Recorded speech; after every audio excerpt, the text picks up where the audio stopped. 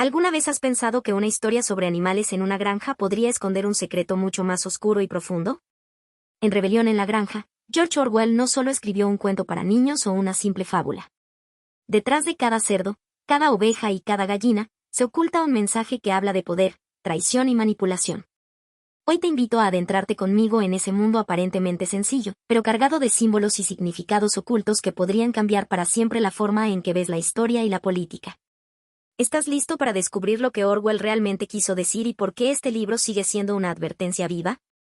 Quédate, porque lo que vas a escuchar podría abrirte los ojos a una realidad que pocos se atreven a contar. Para entender Rebelión en la Granja debemos remontarnos a los años 40, en plena Segunda Guerra Mundial. George Orwell, un escritor comprometido con la justicia y la libertad, observaba con temor cómo los ideales de igualdad y fraternidad eran traicionados por los líderes que prometían salvación. La Revolución Rusa había prometido un mundo mejor, pero en la práctica, el poder se corrompió. Orwell, con su pluma afilada, decidió crear una metáfora, una granja donde los animales se rebelan contra sus amos humanos para crear un nuevo orden. Pero, ¿qué ocurrió realmente después? ¿Y qué quiso contarnos realmente? 1. Voy a contarles cómo comienza Rebelión en la Granja, un libro de George Orwell que, aunque parezca una fábula de animales, es una historia con un mensaje muy poderoso. Todo arranca en la granja Manor, donde los animales llevan una vida dura bajo el mando del señor Jones, el granjero humano que los explota sin piedad. Una noche, en el granero, todos los animales se reúnen porque el viejo mayor, un cerdo viejo y sabio, los ha convocado a todos para dar un discurso que cambiará la historia. El viejo mayor habla con mucha autoridad. Les dice a los animales que su sufrimiento no es culpa de ellos, sino de los humanos, que son sus enemigos y los explotan para sacar provecho. Cuenta cómo los animales trabajan duro, pero los humanos se quedan con toda la recompensa. Les dice que ha soñado con un mundo donde los animales sean libres y dueños de su propio trabajo. En esta reunión, escuchamos a varios animales. Boxer, el caballo enorme y fuerte, conocido por su lema trabajar más duro, que representa a la clase obrera leal pero ingenua. También está Clover, una yegua maternal que se preocupa por los demás, y Benjamin, un burro viejo y cínico que sabe que las cosas no son tan simples como parecen. Durante el discurso, el viejo mayor canta Bestias de Inglaterra, una canción que se convierte en un himno de esperanza y rebelión para todos. Pero mientras los animales escuchan con emoción, el cuervo Moisés está ahí contando historias del Monte Azúcar, un paraíso en el que, según él, los animales irán después de morir. Esa historia funciona como una especie de opio que calma a los animales, para que aguanten el sufrimiento sin rebelarse. Después del discurso, algunos animales muestran entusiasmo y ganas de cambio, pero no todos parecen estar convencidos o tienen el mismo nivel de entusiasmo. El señor Jones, el humano, aparece como la figura opresora, aunque en este capítulo está más en segundo plano, pero su presencia es la razón del malestar. Esta primera reunión sienta las bases para lo que será la rebelión, porque aquí se siembra la idea de que los animales deben unirse para cambiar su destino y liberarse de los humanos. Al analizar este primer capítulo, vemos que Orwell usa la figura del viejo mayor como una especie de mentor o ideólogo, similar a Karl Marx o Lenin, que inspira a los animales a despertar y buscar justicia. Los personajes que aparecen nos representan diferentes grupos sociales. Boxer es el obrero que siempre quiere trabajar más, pero no cuestiona. Clover es la voz del cuidado y la solidaridad. Benjamin, el más escéptico, que sabe que la historia puede repetirse. Y Moisés representa la religión, que promete un paraíso para que los oprimidos aguanten la injusticia. También podemos notar que, aunque la idea es la igualdad, ya se muestra que los cerdos tienen una posición privilegiada, sentándose juntos y destacando en la reunión, anticipando su rol como futuros líderes. Este capítulo es clave porque nos muestra cómo nacen las revoluciones, desde un discurso que despierta conciencia. Pero también nos prepara para ver que las tensiones internas y las diferencias sociales están presentes desde el comienzo. 2. Después de la inspiradora reunión del viejo mayor, la historia avanza y el viejo mayor muere. Pero sus ideas no se olvidan, al contrario, calan profundamente en dos de los cerdos más inteligentes de la granja, Napoleón y Snowball. Estos dos cerdos empiezan a organizarse y a preparar la revolución. Se dedican a estudiar y enseñar a los demás animales los principios del animalismo, la doctrina que resume las ideas del viejo mayor, la lucha contra la opresión humana y la búsqueda de la igualdad entre los animales. Snowball, que es carismático y buen orador, se convierte en uno de los líderes naturales de la causa, mientras que Napoleón es más reservado, pero muestra una presencia firme y autoritaria. Junto con otro cerdo llamado Scaler, que es muy persuasivo y hábil con las palabras, comienzan a difundir el mensaje entre los animales. Los animales empiezan a aprender a leer y escribir, aunque no todos progresan igual. Boxer, por ejemplo, solo puede aprender las primeras letras, pero su fuerza y dedicación compensan esto. La opresión del señor Jones se hace cada vez más evidente. Él se descuida, bebiendo demasiado y dejando la granja en mal estado. Los animales sufren hambre y abandono.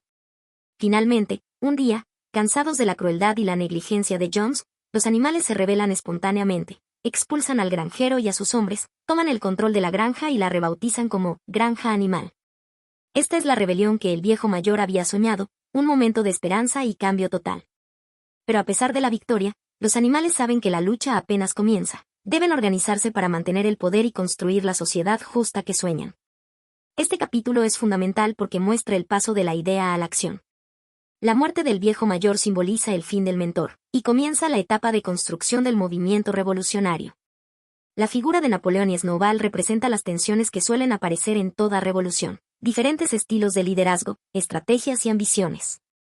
Snowball es más idealista y comunicativo, mientras que Napoleón parece más calculador y reservado. El cerdo Scaler juega un papel clave, con su habilidad para manipular la información, nos adelanta cómo la propaganda será fundamental para el control. La rebelión contra el señor Jones simboliza el levantamiento popular, el fin del viejo orden.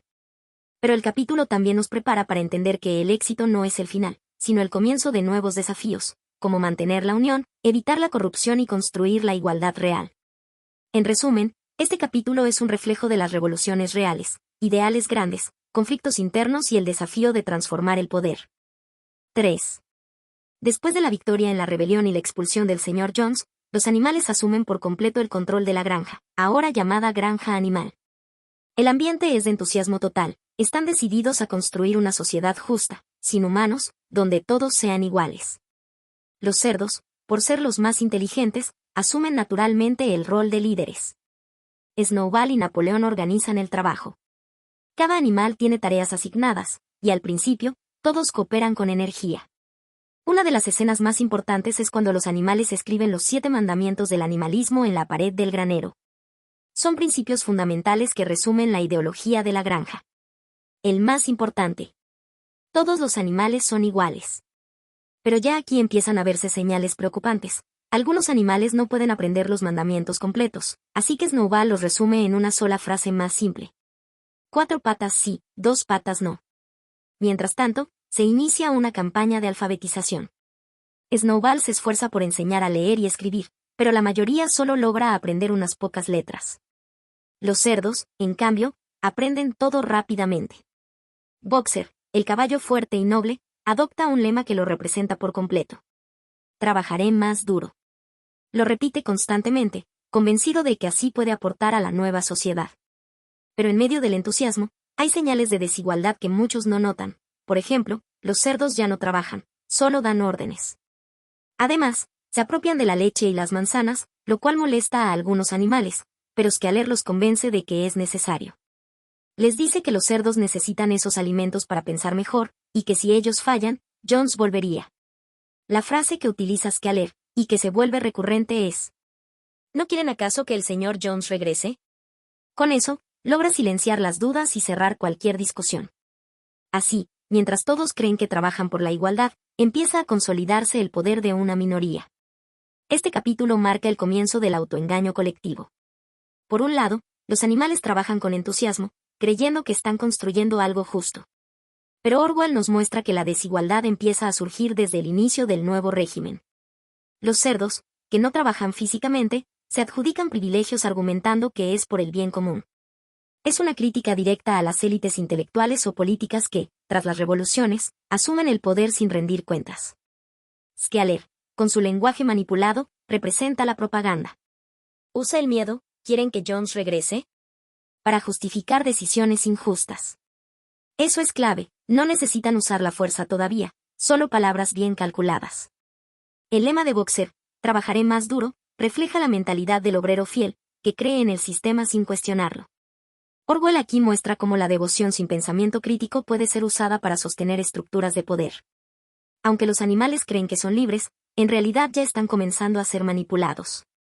Este capítulo demuestra que no basta con cambiar a los líderes. Si no se cuestiona cómo se ejerce el poder, la desigualdad regresa con otro rostro. 4. En el capítulo 4, la revolución ya se ha consolidado dentro de la granja animal, pero ahora la amenaza viene desde fuera. Los humanos de las granjas vecinas, especialmente el señor Frederick y el señor Pilkington, están alarmados por lo que ha ocurrido. Temen que sus propios animales se contagien con la idea de rebelarse. Por eso comienzan a propagar mentiras. Dicen que en la granja animal las cosas están peor que antes, que los animales se matan entre ellos, que pasan hambre. Pero, a pesar de esas mentiras, la noticia de la rebelión se expande rápidamente por los alrededores. Los animales de otras granjas empiezan a cantar la canción Bestias de Inglaterra, lo que preocupa aún más a los humanos. Entonces sucede lo inevitable. Jones, junto a otros granjeros, intenta recuperar la granja por la fuerza. Entran armados, decididos a aplastar la rebelión. Pero Snowball, que ya lo había previsto, organiza la defensa. Aquí ocurre una de las escenas más intensas de la novela, la batalla del establo. Snowball lidera con estrategia. Primero lanza un pequeño ataque con las aves y ovejas para desorganizar al enemigo. Luego los cerdos y caballos se embisten con toda su fuerza. Boxer, con su enorme cuerpo, patea a un hombre y lo deja inconsciente. Todos luchan con valor. Snowball es herido por una bala, pero no se detiene. Pelea con determinación y liderazgo. Al final, los animales logran vencer a los humanos y proteger la granja. Jones y los suyos huyen en desorden. La victoria es completa. Después, los animales celebran con orgullo su primer gran triunfo militar. Crean una medalla de héroe animal de primera clase, que es entregada a Snowball y a Boxer. Incluso hacen un funeral simbólico para la oveja que murió durante la batalla, y colocan una bandera verde en lo alto del asta. Este momento eleva aún más el espíritu de la granja. Están convencidos de que pueden defender su libertad, aunque la tensión sigue creciendo. Este capítulo marca un cambio importante. La revolución empieza a enfrentarse a fuerzas externas. La batalla del establo representa la reacción violenta del sistema antiguo, los humanos, ante un cambio que amenaza su poder. La manera en que Orwell retrata la defensa muestra que las revoluciones no solo enfrentan conflictos internos, sino también la agresión del mundo exterior. Snowball, al organizar la defensa con inteligencia y valentía, gana autoridad moral y política. Aquí se fortalece su figura como líder legítimo, lo cual aumentará la rivalidad con Napoleón más adelante. La medalla que Snowball y Boxer reciben muestra un principio peligroso, el inicio de una jerarquía dentro del sistema que supuestamente era igualitario. Ya no todos son iguales, hay héroes, símbolos y distinciones. Boxer, por su parte, se siente culpable por posiblemente haber matado a un humano. Su frase: "No quise matarlo, he olvidado que incluso un ser humano tiene valor", revela que su conciencia sigue siendo pura. Aún cree en la justicia, incluso en medio del conflicto. Este capítulo también muestra cómo la propaganda y el nacionalismo comienzan a funcionar. La bandera, las condecoraciones, los desfiles, todo empieza a parecerse, curiosamente, a los sistemas que decían querer reemplazar. La ironía es clara, mientras se celebra la libertad, ya se están construyendo nuevas formas de control. 5. En el capítulo 5, las tensiones internas en la granja animal ya no se pueden ocultar. Las discusiones entre Snowball y Napoleón se vuelven cada vez más intensas y abiertas. Por un lado, Snowball propone construir un molino de viento, una gran estructura que generaría electricidad y facilitaría el trabajo de los animales. Sueña con una granja moderna, con luz en los establos, bebederos automáticos y menos esfuerzo físico. Pero Napoleón se opone rotundamente. Dice que es una pérdida de tiempo y que lo importante es la producción de alimentos, no esas ideas fantasiosas. Los animales quedan divididos. Algunos creen en la visión de Snowball, otros confían en la firmeza de Napoleón. Boxer, fiel a ambos, solo repite su nuevo lema: Napoleón siempre tiene la razón. Mientras tanto, otras cosas empiezan a cambiar. Molly, la yegua coqueta, comienza a comportarse raro. La descubren hablando con humanos en secreto, y días después, desaparece. Se va a vivir a otra granja, porque no quiere renunciar a los lazos, los terrones de azúcar ni las comodidades que tenía antes. Es la primera deserción. Pero el momento clave llega cuando se realiza una asamblea para votar si se construirá el molino o no. Snowball da un discurso apasionado. Su oratoria es brillante, convincente. Está ganando. Y es ahí cuando ocurre lo inesperado. Napoleón da una señal, y aparecen 9 perros enormes. Saltan sobre Snowball con una violencia brutal. Snowball logra escapar por poco, y nunca más se le vuelve a ver. todos se quedan en shock. Pero Napoleón, sin perder tiempo, se sube al podio y declara que las reuniones dominicales se han terminado. Ahora, todas las decisiones las tomará él, junto con un comité de cerdos. Skeeler, como siempre, se encarga de justificar todo. Les dice a los animales que Snowball era traidor, que ponía en peligro la granja, y que la dirección única es por su propio bien. Y cuando algunos dudan, vuelve a usar la frase mágica. ¿Acaso quieren que vuelva el señor Jones? Y lo más irónico de todo es que, poco después, Napoleón anuncia que sí se construirá el molino de viento. El mismo proyecto por el que persiguió a Snowball. Los animales no entienden bien qué está pasando, pero no se atreven a cuestionar. El miedo ya ha sido sembrado. Este capítulo es el punto de quiebre en la historia. Aquí la revolución deja de ser colectiva y se convierte en dictadura. La expulsión de Snowball representa la purga de los disidentes en los regímenes totalitarios. Orwell se inspira directamente en los procesos de Stalin contra Trotsky. Snowball es el idealista, el reformista, Napoleón es el pragmático que quiere el poder absoluto. Los perros que atacan a Snowball habían sido criados por Napoleón en secreto. Este detalle es clave, mientras los demás trabajaban, él preparaba su fuerza militar. Y la usó justo cuando el debate democrático no le favorecía. No venció con ideas, sino con miedo. La suspensión de las asambleas es el fin de la participación política en la granja. Ahora, los animales ya no opinan. Solo obedecen. Y cuando dudan, Skeeler usa el miedo y la manipulación para controlar sus pensamientos. Incluso la contradicción del molino de viento, que al final sí se construirá, muestra que la verdad ya no importa. Lo que importa es el poder. Napoleón no quería evitar el molino, solo quería que no fuera idea de Snowball. Este capítulo demuestra cómo el autoritarismo no llega de golpe, sino que se construye poco a poco, con miedo, propaganda, eliminación del debate y culto al líder. En resumen, lo que era una granja libre ya se está convirtiendo en algo mucho más oscuro. 6. La granja animal ya no es lo que era en los días posteriores a la rebelión. A pesar de que los animales siguen creyendo en el sueño de igualdad, la realidad es otra, trabajan más que nunca. El molino de viento, aquel proyecto que causó la pelea entre Snowball y Napoleón, ahora se está construyendo, pero con esfuerzo brutal. Los animales trabajan incluso los domingos. No hay descanso. Boxer, como siempre, da el ejemplo, levantando piedras enormes con una fuerza sobrehumana. Su nuevo lema es: trabajaré más duro. Y también repite: Napoleón siempre tiene la razón. Pero ya no hay entusiasmo. Solo agotamiento. La ironía es enorme, los animales lucharon por liberarse de Jones, pero ahora están más explotados que nunca, y por sus propios líderes. Lo peor es que empiezan a hacer tratos con los humanos. Sí, esos mismos humanos que eran el enemigo. Napoleón autoriza que se comercie con las granjas vecinas para conseguir materiales de construcción. Esto genera inquietud, pero Skeeler lo justifica diciendo que jamás hubo una prohibición real contra el comercio. Incluso cuando los animales recuerdan que había un mandamiento en contra, la pintura en el granero ya no dice lo mismo, o al menos eso les parece. Otra escena que los impacta: los cerdos se mudan a la casa del granjero y empiezan a dormir en camas. Cuando algunos animales recuerdan que estaba prohibido, descubren que el mandamiento ahora dice: ningún animal dormirá en cama con sábanas. La manipulación es tan sutil que los animales terminan dudando de su propia memoria. La verdad ya no depende de los hechos, sino de lo que diga el partido, lo que digan los cerdos. Pero lo peor llega con la tragedia. Una noche, una tormenta destruye por completo el molino. Las paredes caen. El trabajo de meses se viene abajo. La reacción de Napoleón es brutal: culpa a Snowball, que ni siquiera está en la granja. Dice que se coló en la oscuridad y saboteó la construcción. Snowball es un traidor, un espía humano. Grita. Los animales, confundidos y sin pruebas, vuelven a aceptar la versión oficial. Así, Snowball se convierte en el enemigo invisible, perfecto para justificar cualquier error o crisis. Y mientras tanto, el miedo y la mentira se convierten en el nuevo lenguaje de la granja.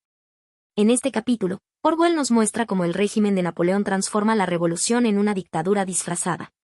Los animales siguen trabajando por la revolución, pero ya no tienen ningún control sobre sus vidas. El sueño de igualdad es ahora una excusa para una explotación aún más intensa. La contradicción de hacer tratos con los humanos, cuando antes eran el enemigo, expone cómo el poder absoluto justifica todo.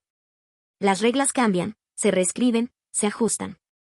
Y si alguien recuerda algo distinto, se le acusa de traidor o se le hace dudar de su propia memoria. La frase del mandamiento que cambia de forma encierra uno de los mensajes más profundos del libro. La manipulación del lenguaje es el arma más poderosa de los opresores. Cuando el lenguaje cambia, también cambia la realidad. Y el molino, símbolo del progreso y del esfuerzo colectivo, es destruido por causas naturales, pero Napoleón lo usa para construir un enemigo invisible, Snowball. Orwell aquí nos muestra cómo los gobiernos autoritarios necesitan enemigos constantes para mantener el miedo, la obediencia y la unidad. Este capítulo representa el momento en que los ideales mueren, y la mentira institucionalizada ocupa su lugar.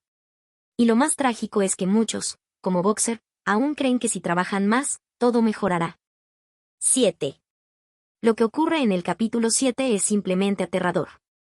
La granja animal, que alguna vez fue un símbolo de esperanza y libertad, se convierte en una prisión a cielo abierto. El invierno es brutal. Los animales pasan hambre. La comida escasea más que nunca.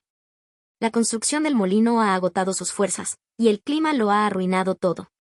Pero Napoleón lo oculta del mundo exterior. Cuando un comerciante humano llamado M.R. Wimper viene a visitar, los animales fingen tener comida, mostrando sacos de arena ocultos bajo los granos para que parezcan llenos. La mentira ya no es solo interna. Ahora también se extiende al exterior. Y entonces ocurre una rebelión dentro de la rebelión. Las gallinas se niegan a entregar sus huevos. Napoleón había acordado venderlos a los humanos para conseguir más comida. Pero las gallinas no están dispuestas a que se lleven sus crías. Como protesta, suben al techo del granero y rompen los huevos antes de que los recojan. La reacción de Napoleón es brutal. Corta su ración de comida y las deja morir. Varios animales mueren por hambre. Otros se rinden. La rebelión es sofocada. Pero lo peor viene después. Napoleón organiza una serie de confesiones públicas. Reúne a todos los animales en el patio, y algunos, bajo presión o delirio, confiesan haber trabajado con Snowball en secreto. Uno a uno, varios animales se autoinculpan. Y uno a uno, son ejecutados por los perros delante de todos. Gallinas, ovejas, hasta un ganso. El suelo queda manchado de sangre. Los animales miran horrorizados. Nadie recuerda algo así ni siquiera en la época de Jones. Y sin embargo, no hay rebelión. Hay miedo. Solo miedo. Después de la masacre, Clover, la yegua bondadosa, sube a una colina y contempla la granja. Se da cuenta de que esto no es lo que soñaron. No por falta de trabajo o sacrificio, eso lo habían aceptado, sino por la traición a los ideales. Pero no se revela. Ninguno lo hace. No sabíamos cómo hacerlo. Ya no teníamos valor. Esa noche, los animales se agrupan y cantan Bestias de Inglaterra para consolarse, pero Napoleón la prohíbe al día siguiente. Dice que ya no hace falta. Que la revolución ha terminado. En su lugar, se crea una nueva canción, insulsa y sin alma. Ya ni siquiera les queda su canto de esperanza. Este es, sin duda, uno de los capítulos más impactantes y brutales de toda la novela. Orwell nos muestra aquí el rostro más crudo del totalitarismo. La rebelión de las gallinas es importante porque representa la última chispa de resistencia activa. Y Napoleón, en vez de dialogar o ceder, responde con hambre, represión y muerte. Así operan los regímenes autoritarios, el castigo colectivo como advertencia. Las confesiones forzadas y las ejecuciones recuerdan directamente a las purgas estalinistas, donde miles de personas fueron obligadas a admitir crímenes inventados y luego asesinadas públicamente. La reacción de Clover, que simboliza la conciencia del pueblo, es devastadora. Ella entiende que el sueño se ha desviado, pero no sabe qué hacer. Orwell nos dice que el problema no es solo la maldad del poder, sino también la pasividad de los que lo sufren. Y la prohibición de Bestias de Inglaterra simboliza la muerte del ideal. Ya no queda símbolo de esperanza, de unidad, ni de futuro. Lo que queda es obediencia, vigilancia y silencio. En este punto, la revolución está completamente secuestrada. El miedo reina, y los animales trabajan, sufren y mueren sin atreverse a mirar hacia atrás. 8. En el capítulo 8, la represión ha dejado una gran herida en la granja animal, pero la vida sigue. Los animales, aunque asustados y cada vez más hambrientos, siguen obedeciendo a Napoleón. A estas alturas, Napoleón se ha convertido en una figura casi mítica. Ya nadie lo llama por su nombre. Ahora es, nuestro líder, el compañero Napoleón. Scaler se encarga de reforzar su imagen, dice que Napoleón es siempre justo, sabio, protector, incluso declaran que fue él quien pensó en construir el molino desde el principio. Los animales ya no tienen recuerdos claros. Dudan de su memoria. Dudan incluso de sí mismos. Si lo dices Skealer, debe ser cierto. Y hablando del molino, lo reconstruyen. Otra vez, con más esfuerzo, menos comida y más frío. Pero la esperanza de terminarlo les da fuerza. En paralelo, las relaciones con los humanos siguen. Napoleón juega con dos granjeros, Frederick y Pilkington. Se alía con uno, luego con el otro. Los manipula. Les promete madera. Los animales no entienden nada, pero Skealer lo justifica todo. Hasta que ocurre la traición. Napoleón finalmente hace un trato con Frederick, el granjero cruel. Le vende la madera. Pero cuando van a cobrar el pago, descubren que los billetes son falsos. Frederick los ha estafado. Y no solo eso, Frederick y sus hombres invaden la granja. Comienza una batalla durísima. Los humanos tienen armas. Llegan hasta el molino, y lo destruyen con dinamita. Todo el esfuerzo de los animales, otra vez, reducido a escombros. Los animales logran expulsarlos, pero quedan heridos, hambrientos y devastados. Boxer está muy mal herido. Y sin embargo, Napoleón declara la victoria. Dice que la batalla fue un éxito, que el enemigo fue expulsado y que la granja sigue en pie. Victoria gloriosa, grita Skealer. Los animales lo dudan. Miran a su alrededor. Todo está destruido. Pero no dicen nada. Para celebrarlo, Napoleón organiza un banquete. Se emborracha con whisky junto a los cerdos. Al día siguiente, cree estar muriendo y prohíbe el alcohol. Pero luego, cuando mejora, empieza a producir su propio licor. Y así, poco a poco, los cerdos empiezan a vivir como humanos. Mientras tanto, los animales apenas sobreviven. Este capítulo es una obra maestra de Orwell. Aquí la mentira se institucionaliza por completo. Primero, el culto a Napoleón ya es evidente. No es solo líder, es un dios político. Skealer lo pinta como infalible, aunque todo se esté cayendo a pedazos. Esto refleja lo que pasó con Stalin en la Unión Soviética, la construcción de un líder intocable, aunque su poder esté basado en la mentira y el miedo. Segundo, la falsificación del pasado ya no es un detalle. Es el nuevo sistema. Lo que ayer era verdad, hoy es traición. Lo que Napoleón negaba, ahora dice que fue idea suya. La historia ya no es una memoria, es una herramienta del poder. La traición de Frederick y la explosión del molino muestran que los enemigos siguen siendo peligrosos, pero también que la incompetencia del régimen se disfraza de victoria. Los animales ven que todo está mal, pero no tienen lenguaje, ni fuerza, ni liderazgo para rebelarse. Y, finalmente, la escena del banquete y la borrachera es profundamente simbólica. Los cerdos ya no se parecen a los humanos, se están convirtiendo en ellos. El sueño de igualdad, trabajo justo y libertad está muerto. Solo queda el trabajo sin fin, la mentira permanente y un líder que se alimenta del esfuerzo de los demás. 9. Después de la batalla contra Frederick, las cosas empeoran aún más en la granja animal. El invierno llega de nuevo. El molino está destruido, la comida escasea, los animales están exhaustos y heridos. Boxer, el caballo más fuerte, quedó muy mal herido, pero no se queja. Solo dice: trabajaré más duro. Y también repite su otra frase ya habitual. Napoleón siempre tiene la razón. A pesar de su edad y dolor, Boxer sigue levantando piedras para reconstruir el molino. Su cuerpo empieza a fallar, pero él se niega a parar. Su nobleza y fidelidad son conmovedoras y desgarradoras. Mientras tanto, la situación general es de hambre y desesperanza. Se reduce la ración de todos los animales, excepto para los cerdos y los perros. Incluso los recién nacidos de las cerdas, recordemos, los nuevos cerdos nacidos en la granja, reciben educación especial y alimentos extra. El resto, sobrevive como puede. En medio de esta crisis, Napoleón sigue organizando desfiles, cantos, banderas y medallas. La propaganda no descansa, aunque el estómago de los animales esté vacío. Un dato simbólico, se convierte a la granja en república, con elecciones, donde solo hay un candidato, Napoleón. Gana, por supuesto, con el 100% de los votos. Y entonces, ocurre la tragedia más fuerte de todo el libro. Boxer cae desmayado mientras trabaja. Ha llegado al límite. Los animales, alarmados, corren a buscar ayuda. Napoleón promete enviar un veterinario, y días después, llega una carreta para llevárselo. Pero Benjamín, el burro sabio y silencioso, lee lo que dice la carreta. Alfred Simmons. Matadero de caballos. No es un veterinario. Es un carnicero. Los animales entran en pánico. Gritan, corren. Pero ya es tarde. Boxer es llevado para ser sacrificado. Días después, Scaler anuncia que Boxer murió en el hospital, en paz, y que sus últimas palabras fueron: ¡Viva Napoleón! Napoleón siempre tiene la razón. Incluso lo inventa después de que los animales vieron con sus propios ojos que lo llevaron al matadero. Y para cerrar el cinismo, se organiza un banquete en su honor, pagado con el dinero ganado por la venta de Boxer. Los cerdos beben whisky.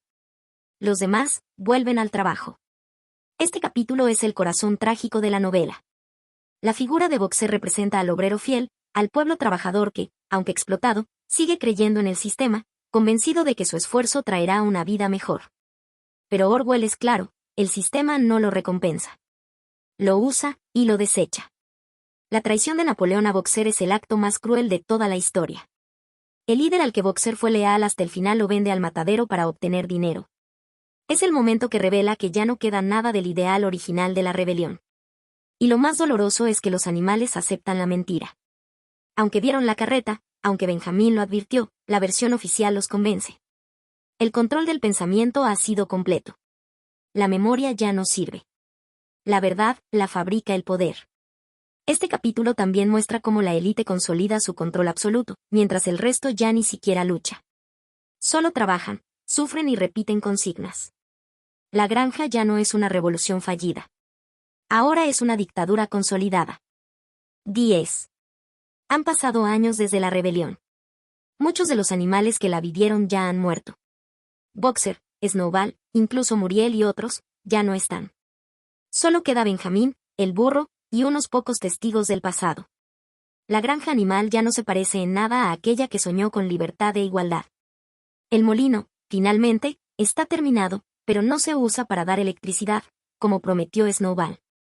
Se usa para moler grano, para beneficio de los cerdos. Los demás animales no ven ninguna mejora en sus vidas. Los cerdos viven cómodamente. Los otros siguen pasando hambre, durmiendo en el suelo y trabajando de sol a sol. Y aún así, nadie se rebela. Porque los animales ya no recuerdan bien cómo era la vida antes. Y cuando lo hacen, Scaler siempre tiene una explicación. Siempre puede demostrar, con estadísticas incomprensibles, que ahora están mejor. Un día, los animales observan una escena que los deja sin palabras. Desde afuera, ven a los cerdos sentados en la casa con los humanos. Han invitado a los granjeros vecinos a un banquete. Juegan a las cartas, brindan, ríen juntos. Y entonces, ocurre lo impensable. Napoleón habla como un humano. Camina como un humano. Brinda con los humanos. Ha firmado un acuerdo con ellos. Y frente a todos, anuncia el cambio final. Ya no se llamará Granja Animal. Volverá a llamarse Granja Manor, como en los tiempos de Jones. Los animales que miran desde fuera no entienden. Ven a los cerdos y a los humanos, discutiendo, bebiendo, riendo. Y no pueden distinguir quién es quién. Era imposible decir cuál era cuál. Ese es el final. El ciclo se ha cerrado. El opresor original ha sido reemplazado por otro que se le parece, incluso más. Este capítulo final revela el mensaje central de Orwell sin ambigüedades. La revolución no fracasó por falta de esfuerzo, sino porque fue secuestrada desde dentro. El cambio de nombre, de Granja Animal a Granja Manor, simboliza la renuncia total a los ideales. Es el último paso para completar la traición. Y la escena final, donde los animales no pueden distinguir entre cerdos y humanos, es una de las imágenes más poderosas de la literatura política. Muestra que el nuevo poder, que prometía justicia, se convirtió exactamente en aquello que juró destruir.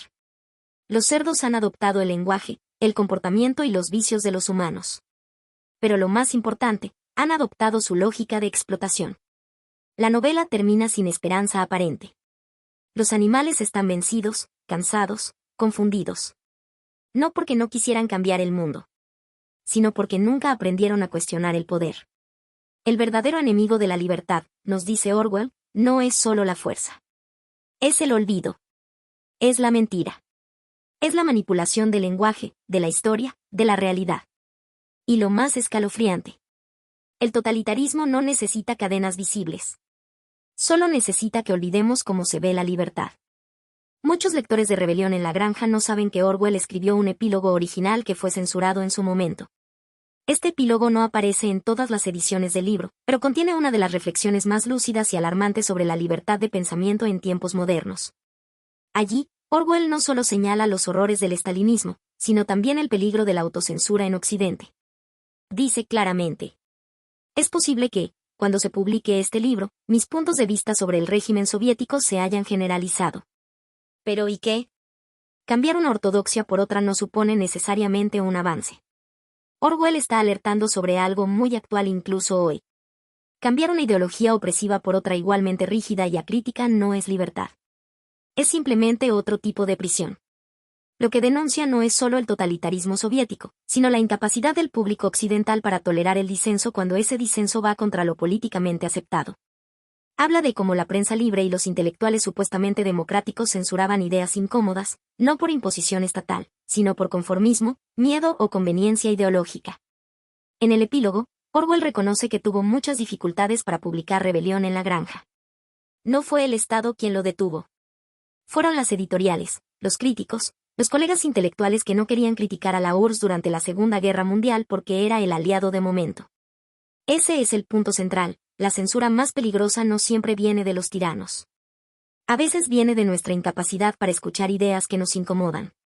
Porque hoy, igual que en los años de Orwell, se silencia a quienes no siguen la línea dominante. Se confunde la crítica con la traición. Se celebra la censura por una buena causa. Se cree que defender una ideología justifica mentir, ocultar o manipular.